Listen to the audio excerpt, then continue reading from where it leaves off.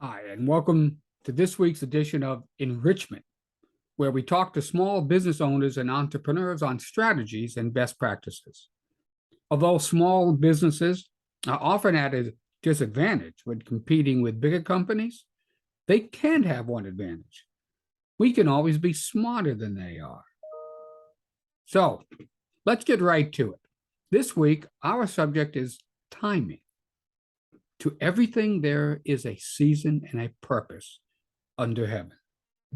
A time to be born, a time to die, a time to plant, a time to reap, a time to kill, a time to heal, a time to laugh, a time to weep. This is the first verse of Turn, Turn, Turn.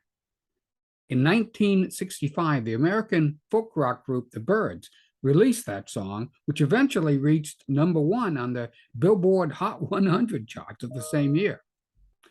Although the song was written by Pete Seeger in the late 1950s, the lyrics were actually written by King Solomon about 450 BC. In verse 2, they talk about things that apply to small businesses, if you give it some thought. Verse 2 says there is a time to build up, a time to break down, a time to dance, a time to mourn, a time to cast away stones, and a time to gather stones together. To put Solomon's words in modern terms, timing is everything. Do it at the right time, you'll succeed. Do it at the wrong time, and you won't. In a Hello Planet article by Elizabeth Dauber, she provides some pretty eye-opening statistics to back up the importance of timing.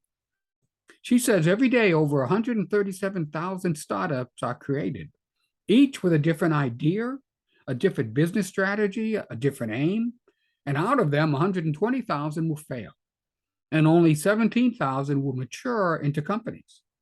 They may be technology, scientific, or agricultural, but that doesn't matter.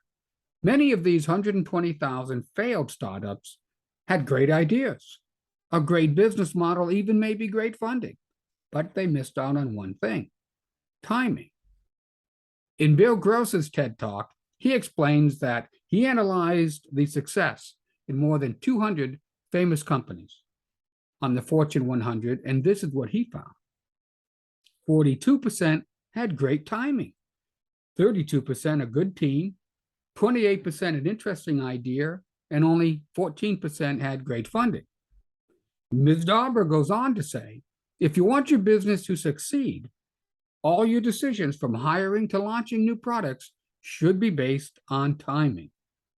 In business2you.com, they use the acronym Pesto, P-E-S-T-E-L, to explain how any new business should analyze whether or not their timing is right.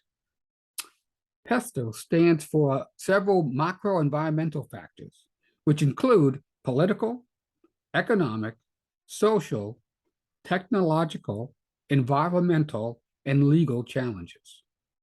Here's an example of good timing. The companies Shell Oil, Total, and Business Petroleum were all founded 15 years from one another in the 1910s. Why was their timing good? The automobile was transcendent, along with the rise of the petrol revolution. With any new company or even new product or service line, we need to first and foremost think about timing. Besides the Pesto analysis, we need to ask ourselves questions such as, am I taking on too much? Will my other services suffer? Am I too late to the game? There's a critical mass theory of startups that examines timing. When displayed on a value time graph, the important factors include enabling technologies, economic impotence, and cultural buy-in. If these three elements are not encouraging, your timing is wrong. So Solomon was right. To everything, there is a season. We just need to do our homework to see where we stand. Hesiod, an ancient Greek poet and a contemporary of Homer, wrote, observe due measure. For right timing is in all things the most important factor. So here's a couple of questions for your consideration this week. One, if you were going to launch a new product or service for your business, how would you determine the best timing to introduce it? And second, if you're considering expanding your business or service or hiring additional staff, what are some of the questions you need to consider? That's it. Think about those, and I hope you found some of this useful. If you'd like to discuss anything regarding this topic or any small business strategies, reach out to me at rich@speakingofsuccess.us. All right. Thanks very much for listening, and I'll see you next week. Bye.